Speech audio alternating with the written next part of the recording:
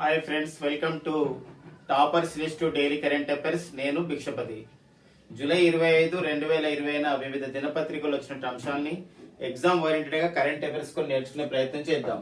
So కేంద్ర బొగ్గు శాఖ మంత్రి, కేంద్ర పార్లమెంటరీ వ్యవహారాల శాఖ మంత్రిగా ఉన్నటువంటి ప్రహ్లాద్ జోషి ఒక కార్యక్రమాన్ని ప్రారంభించడం జరిగింది. ఏంటంటే అది వృక్షోరోపణ్ అభియాన్ అంటాం. సో ఏంటంటే వృక్షోరోపణ్ అభియాన్.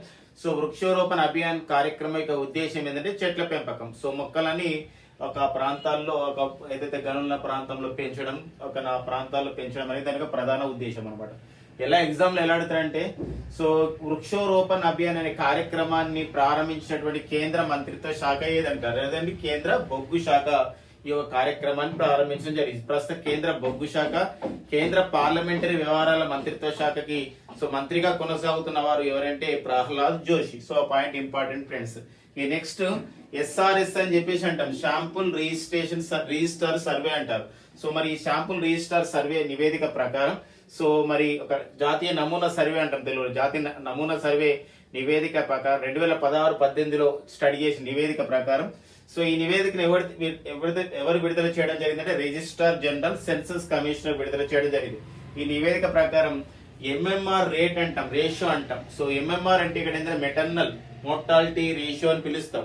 అంటే ఇక్కడ ఏంటంటే మరణాల రేట్ అంటారు. సో అంటే తల్లి మరణాల రేట్. ఇక్కడ ఒక డెలివరీ టైంలో ప్రతి 1,00,000 సంబంధించినటువంటి డెలివరీస్ కి ప్రసూతుల సమయంలో ఎంతమంది చనిపోతున్నారు మహిళలు అనారోగ్యంగా అని చెప్పేసి అంటే, సో ఈ యొక్క ఎంఎంఆర్ ఎలా ఉందంటే ప్రతి 1,00,000 మందికి 113గా ఉంది దేశం మొత్తం యావరేజ్. కానీ వివిధ రాష్ట్రాల్లో వివిధ రకాలు ఉంది. Punjab 129, so Karnataka 92, Andhra Pradesh 65, so Telangana 63, Tamil Nadu 60, Kerala 43. So ఈ రేషియోని చాలా సార్లు పబ్లిక్ సర్వీస్ కమిషన్ లో ఎస్ఐ కానిస్టేబుల్ కూడా అడిగిన సందర్భాలు మనకు అనేది కనబడుతున్నాయి అనమాట ఈ యొక్క ఎస్ఆర్ఎస్ నివేదిక ప్రకారం. సో ఆ పాయింట్ గుర్తుపెట్టుకుంటే, సో శాంపుల్ రిజిస్టర్ సర్వే నివేదిక 2016-18 ప్రకారం సో తల్లి మరణాల రేషియో ఎలా ఉంది ఈ యొక్క సంవత్సరం ప్రస్తుత సమయంలో దాన్ని ఎంఎంఆర్ అంటారు. సో మెటర్నల్ మోర్టాలిటీ రేట్ అని రేషియో అని పిలుస్తాం. ఒక్కోసారి కాన్సెప్ట్ కూడా వచ్చు, ఎంఎంఆర్ ని ఎలా కొలుస్తారు, ఎలా ఉంటుందంటే ప్రతి 1,00,000 మందికి ఇట్లా ఎంతమంది ప్రస్తుత సమయంలో చనిపోతున్నారు ఒక తల్లులు అని చెప్పేసి అనడం, అది 113గా ఉందన్నమాట. సో పంజాబ్ 129, కర్ణాటక 92.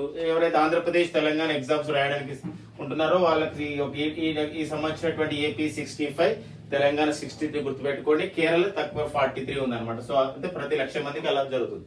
సో ఇది మరి ప్రస్తుతం కేంద్ర రిజిస్ట్రార్ జనరల్ లేదా సెన్సస్ మరియు సెన్సస్ కమిషనర్ గా ఎవరున్నారంటే Vivek Joshi. So Vivek Joshi so registrar general census commissioner గా పనిచేస్తున్నారు వివేక్ జోషి. ఆ పాయింట్ ఇంపార్టెంట్. సో మరొకరు సో నటుడు సోను సూద్ ఎన్నో పాత్రలు, విలన్ పాత్రలు పోషించాడు సినిమాలలో. అలాంటి విలన్ ఇప్పుడు నిజ జీవితంలో ఇక్కడ ఒక సినిమాల్లో విలన్ ఉన్నటువంటి సోను సూద్ ఇప్పుడు నిజ జీవితంలో ఈ రియాలిటీలో ఒక రియల్ హీరోగా మారిన వీణం మనందరూ కూడా తెలుసు. సో సోను సూద్ ఎంతో మంది వలస కూలీలకు, ఎంతో మంది కూడా ఈ COVID-19 మహమ్మారి కారణంగా ఏర్పడినటువంటి స్థితిగతులకు సామాజికంగా సహాయపడుతున్నాడు ఎవరంటే సోను సూద్. సో అలాంటి సోను సూద్ మరొక కార్యక్రమాన్ని ప్రారంభించడం జరిగింది. ఏంటంటే ప్రవాసీ రోజ్గార్ కార్యక్రమం. కార్యక్రమం అంటే ఇది ఒక యాప్, ఇది ఒక మొబైల్ యాప్. ఈ ప్రవాస్ రోజ్గార్ యాప్ ద్వారా ఏం చేస్తారంటే ఎవరైతే నిరుద్యోగులు ఉన్నారో, ఎవరైతే ఉపాధి లేదో అలాంటి వాళ్ళు అప్లై చేసుకుంటే ఏదో విధంగా తను ఒక సంబంధించిన కంపెనీలు కానీ ఆ సంబంధించిన వాటి కానీ తీసుకొని వాళ్ళకు ఉపాధి ఇచ్చే ఒక కార్యక్రమాన్ని సోను సూద్ ప్రారంభించడం జరిగింది.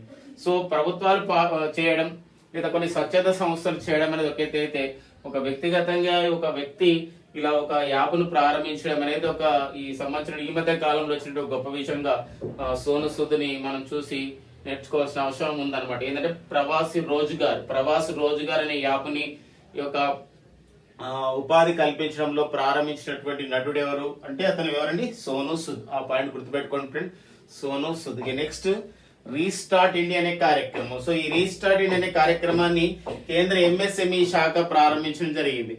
ఎంఎస్ఎంఈ శాఖ ఎవరితో ఇది అవగాహన ఒప్పందం చేసుకుంది? ముతూట్ ఫైనాన్స్ తో చేసుకుంది. ఎందుకోసం అంటే ఆత్మ నిర్భర్ భారత్ అభియాన్ లో భాగంగా భారతదేశంలో ఉన్నటువంటి సూక్ష్మ చిన్న మధ్యతర పరిశ్రమలకి ఊతమివ్వాలి, ఉద్దీపనివ్వాలి. ఆ విషయంలో మేము కూడా భాగస్వామ్యం అవుతామని చెప్పేసి ముతూట్ ఫైనాన్స్ అనే సంస్థ చేస్తే ముతూట్ ఫైనాన్స్ సంబంధించిన విషయంలో ఎంఎస్ఎంఈ ముతూట్ ఫైనాన్స్ సంయుక్తంగా ఒక కార్యక్రమాన్ని ప్రారంభించడం జరిగింది. రీస్టార్ట్ ఇండియా అంటారు. సో ఆ విషయం గమనించండి. రీస్టార్ట్ ఇండియా ఏ కేంద్ర మంత్రిత్వ శాఖ పరిధిలో అంశం అంటే కేంద్ర మైక్రో స్మాల్ మీడియం ఎంటర్ప్రైజెస్ శాఖకు సంబంధించిన కేంద్ర సూక్ష్మ చిన్న మధ్యతర పరిశ్రమల శాఖ. ప్రస్తుత కేంద్ర సూక్ష్మ చిన్న మధ్యతర పరిశ్రమల శాఖ మంత్రిగా పనిచేస్తున్న వారు నితిన్ గడ్కరీ. కేంద్ర సూక్ష్మ చిన్న మధ్యతర పరిశ్రమల శాఖ మంత్రిగా పనిచేస్తున్న వారు ప్రతాప్ సారంగి. సో గతంలో ఛాంపియన్స్ పోర్టల్, గతంలో ఈ భారతదేశంలో ఉన్నటువంటి సూక్ష్మ చిన్న మధ్యతర పరిశ్రమలకి రుణాలు అందజేయడంలో ఆత్మనిర్భర్ భారత్ అభియాన్ లో భాగంగా ప్రారంభించింది ఛాంపియన్స్ పోర్టల్. అది మనం ప్రీవియస్ క్లాస్ లో డిస్కస్ చేశాం. ఆంధ్రప్రదేశ్ రాష్ట్ర ప్రభుత్వం రాష్ట్రంలో ఉన్నటువంటి సూక్ష్మ చిన్న మధ్యతర పరిశ్రమల వారికి సహాయం చేయడానికి, వారికి ఆర్థికంగా ఊతం ఇవ్వడానికి ప్రారంభించిన కార్యక్రమం అది రీస్టార్ట్. ఇది restart India. So restart India అంటే కేంద్ర ప్రభుత్వం సంబంధించిన ఎంఎస్ఎంఈ. రీస్టార్ట్ అనే కార్యక్రమం మైక్రో స్మాల్ మీడియం ఎంటర్ప్రైజెస్ గురించి అంటే ఆంధ్రప్రదేశ్ రాష్ట్రం సంబంధించింది అనమాట. సో ఆ పాయింట్ గుర్తుపెట్టుకోండి ఫ్రెండ్స్. నెక్స్ట్ ఏడీబీ అంటాం. ఏడీబీ అంటే 1966 లో ఏర్పాటు చేయబడ్డ సంస్థ ఆసియా అభివృద్ధి బ్యాంక్. సో ఆసియా అభివృద్ధి బ్యాంక్ కార్యాలయం, ఆసియా అభివృద్ధి బ్యాంక్ ప్రధాన కార్యాలయం అనేది ఫిలిప్పైన్స్ రాజధాని మనీలాలో ఉంది. ప్రెసిడెంట్ దీనికి అధ్యక్షుడిగా ఉన్నవారు మసత్సుగు అసకావా ఉన్నారు. అయితే ఇటీవల కాలంలో ఏడీబీ ఒక కార్యక్రమాన్ని ప్రారంభించింది. సో వివిధ దేశాల్లో ఈ యొక్క కరోనా కారణంగా కోవిడ్-19 మహమ్మారి కారణంగా వివిధ దేశాల్లో ఆర్థికమైనటువంటి ఒక ఒడిదొడుకులు అనేది ఉన్నాయి.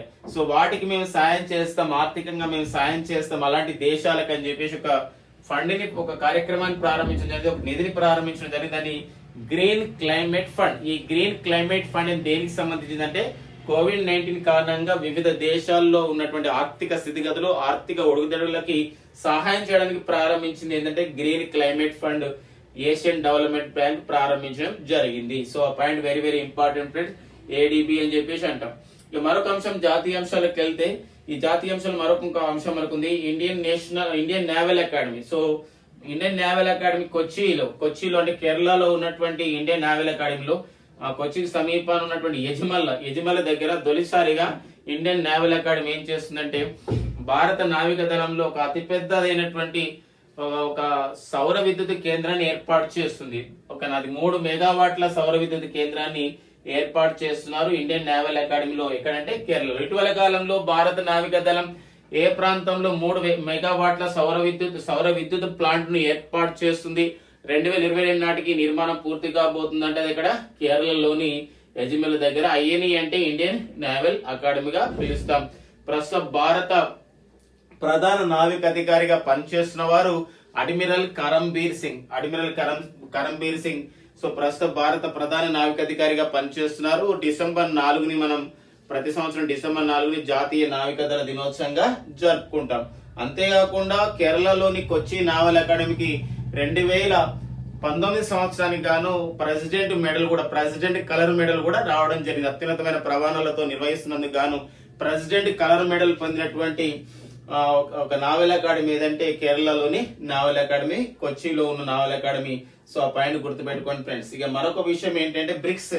సో మనకు తెలుసు బ్రిక్స్ అంటే ఇక్కడ Brazil, Russia, India, China, south Africa. So ఈ యొక్క 5 దేశాల కూటమి బ్రిక్స్. సో బ్రిక్స్ లో సిసిఐ అనే ఒక విభాగం ఉంటుంది. ఓకేనా, సిసిఐ అనే విభాగం. సో ఇది chambers of the commerce industry అని పిలుస్తాం, అంటే పరిశ్రమల సమాఖ్య అంటాం. సో ఈ సిసిఐకి అంటే బ్రిక్స్ దేశాల మధ్య వ్యాపారాన్ని మరింత తీసుకెళ్లడానికి ఈ సిసిఐ అనే విభాగానికి సలహాదారుడుగా నియమితులు కావడం జరిగింది. అతని పేరే సహిల్ సేత్ నియమితులు కావడం జరిగింది. ఈ విషయం గమనించండి. ఇటీవల కాలంలో బ్రిక్స్ లో మరొక భారతీయుడు ఒక కీలకమైనటువంటి పోస్ట్ కి వెళ్ళడం జరిగింది. So bricks Brazil, Russia, India, China, south Africa ఈ 5 దేశాలు కలిసి ఏర్పాటు చేసుకున్న బ్యాంకే న్యూ డెవలప్మెంట్ బ్యాంక్ అంటాం. న్యూ డెవలప్మెంట్ బ్యాంక్ కి ఉపాధ్యక్షుడు ఇటీవల మన భారతీయుడు నియమితులు కావడం జరిగింది. అతని పేరు అనిల్ కిషోరా. సో అనిల్ కిషోర్ తర్వాత మరొక నియామకం బ్రిక్స్ సిసిఐకి సలహాదారుడిగా సైల్ సేద్ నియమితులు కావడం జరిగింది. సో ఆ పాయింట్ గుర్తుపెట్టుకోండి ఫ్రెండ్స్. న్యూ డెవలప్మెంట్ బ్యాంక్ ఉపాధ్యక్షుడిగా భారతీయుడు అనిల్ కిషోరా. ఈ యొక్క న్యూ డెవలప్మెంట్ బ్యాంక్ అంటే బ్రిక్స్ దేశాలందరూ సభ్య దేశాలుగా ఉంటాయి. సో న్యూ డెవలప్మెంట్ బ్యాంక్ యొక్క ప్రధాన కార్యాలయం వచ్చేసి ఎక్కడ కలదంటే అది చైనాలోని షాంఘై నగరంలో ఉంది. సో ఇక్కడ ఈ బ్రిక్స్ దేశాల సిసిఐకి సలహాదారుడిగా సహిల్ సేత్ అనే భారతీయుడు నియమితులు కావడం జరిగింది. సో నెక్స్ట్ మహీంద్ర విశ్వవిద్యాలయం. సో ఇటీవల వార్తలో ఉంది మహీంద్ర విశ్వవిద్యాలయం. సో హైదరాబాద్ లో ఒక తెలంగాణ రాష్ట్రంలో తొలిసారిగా ఏర్పాటు చేయబడ్డటువంటి ప్రైవేట్ విశ్వవిద్యాలయం మల్లారెడ్డి విశ్వవిద్యాలయం హైదరాబాద్ లో ఏర్పాటు చేస్తే హైదరాబాద్ లో మరో ప్రైవేట్ విశ్వవిద్యాలయానికి శ్రీకారం చుట్టడం జరిగింది. సో ఆనంద్ మహేంద్ర అంటే మహేంద్ర అండ్ మహేంద్ర కంపెనీ సంబంధించినటువంటి ఎవరైతే ఉన్నారో అతను చైర్మన్ ఆనంద్ మహేంద్ర గారు మరొక ఒక విశ్వవిద్యాలయం ప్రారంభించడం జరిగింది. మహేంద్ర విశ్వవిద్యాలయం అది జూలై 24, 2020 ప్రారంభించడం జరిగింది మహేంద్ర విశ్వవిద్యాలయం. సో మహేంద్ర విశ్వవిద్యాలయం ఎక్కడ ఏర్పాటు చేశారు ఇక్కడ అంటే హైదరాబాద్ లో ఏర్పాటు చేయడం అనేది జరిగింది. సో ఆ పాయింట్ గుర్తుపెట్టుకోండి ఫ్రెండ్స్. నెక్స్ట్ పుస్తకాల విషయంలో ఒకటి ది ఎండ్ గేమ్ అనే పుస్తకం.